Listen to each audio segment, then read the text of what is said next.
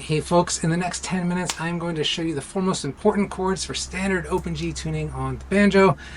These are all pretty simple to play, but you're going to find once you know these, you can switch smoothly between them, you're just going to unlock a whole world of songs. In fact, one of these chords is a no finger chord. It really doesn't get any simpler than that. Once you know these, you can even jam a little bit and sound pretty good without knowing any actual songs, and I'll show you how that works at the end of the video after we learn our chords. Alright, so let's get into it. So our first chord is going to be our no finger chord, which is going to be pretty easy to play. However, we need to be in tune, so we're going to use our standard open G tuning. So I'm going to tune my fifth string to a G, and I'm just gently plucking the string as I go. My fourth string is going to be a D. Third string is a G. Second string is a B.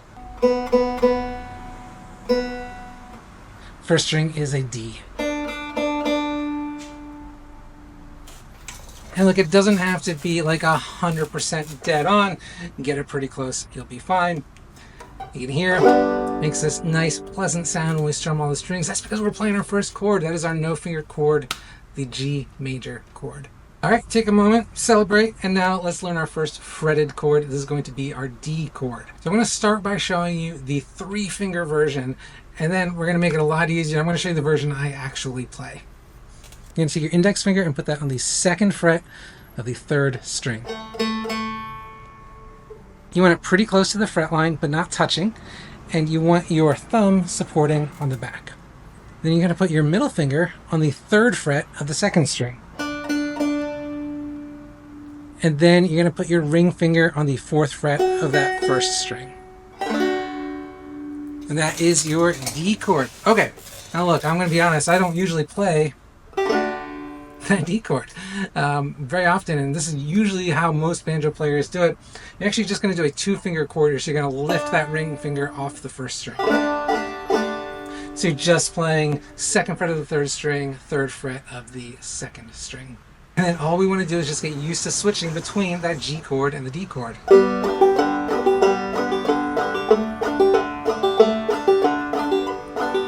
A couple tips here that really make it a lot easier is just prepare, right? Like when we play that G chord or no finger chord, we have time to just sort of hover our fingers above the strings. And that way, when we are ready to play, when we're ready to switch, we just slam them down. And once you have this next chord, you're going to unlock hundreds of old-time banjo tunes. So many, just use these 3 chords. And that is our C chord. It sounds like this. So all you're going to do, you're going to put your middle finger on the 2nd fret of the 4th string. You're going to put your index finger on the 1st fret of the 2nd string, and your ring finger on the 2nd fret of the 1st string. And just pluck each of those strings individually. Make sure they're all ringing out nice and clean.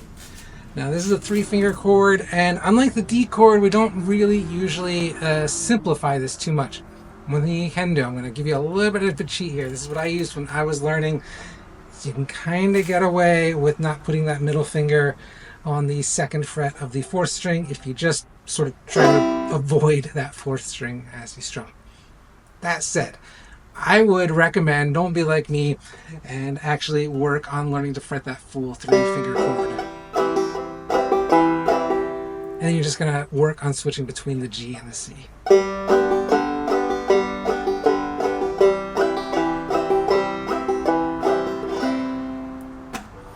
Give that a try, use a metronome if you need to, and you'll get that nice and smooth. Just those 3 chords, you can play so many old-time tunes. You know, just as an example, Boil Them Cabbage Down.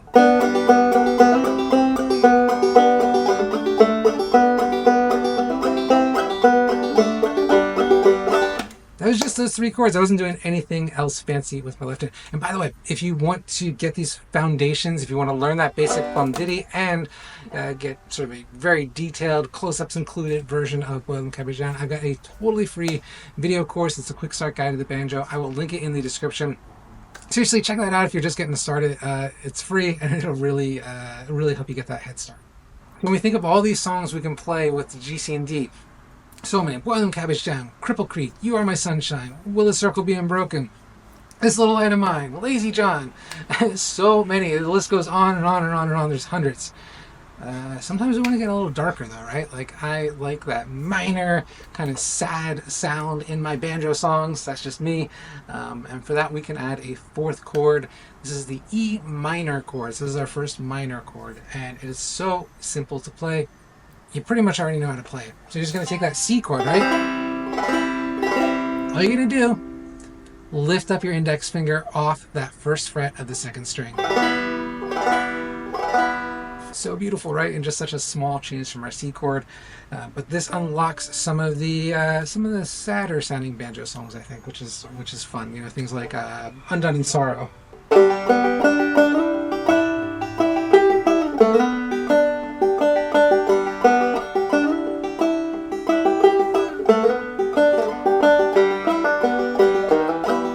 that E minor chord there? It just sounds so nice. Okay. So you got your G, you've got your D, you got your C, and you got your E minor. So what happens? Okay, maybe that's all you know on the banjo. You got that, you got the basic bum ditty. Maybe you don't even have the bum ditty. Maybe you can just kind of strum a little bit. Little trick here is you can still sound good with just those four chords by just playing around with them, right?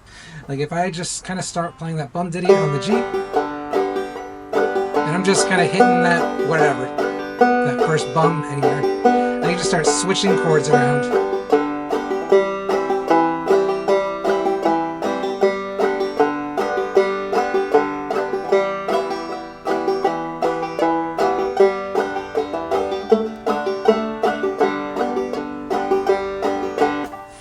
It's like sort of the cheater version of banjo right there, right? But it's honestly, it's like so much fun to play with when you're starting out.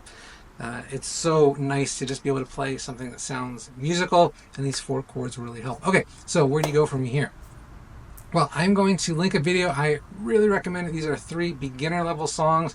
If you can play these chords, if you can do that basic bum ditty, no embellishments, no nothing, you're just holding chords, you're going to sound great with these songs. So give that a try, and I will see you next week. All right.